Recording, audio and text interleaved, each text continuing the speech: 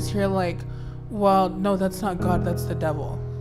But then I'm like, okay, then like, what is so evil about what I'm doing? Like, I'm not hurting anybody. If I would have kept living as male, like, I would be dead. Like, why do you think that? Like, I just hated who I was. So your kind of question was like, you're not hurting anyone, so like, if God didn't want me to be this way, like, why did he stop me? Kind of thing. Like, exactly. Like, why didn't he stop me? When God created everything, Proverbs tells us that God used wisdom to create the world. He created everything perfectly. And then in Genesis, the Bible explains us that at the beginning of the world, Adam and Eve, male and female, were together. Yeah, absolutely. And they were in relationship with God. Now, this is the part why I want to answer, like, why didn't God, quote unquote, stop you, right?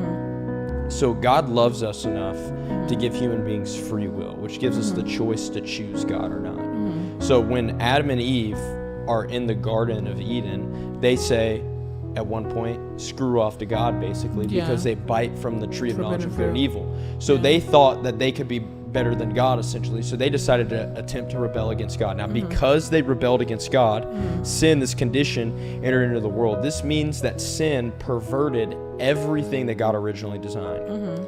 So not just anger, not just pride, not just lust, but if God has an original design for all of mankind, anything outside of the original design would be considered perverted in sin, right?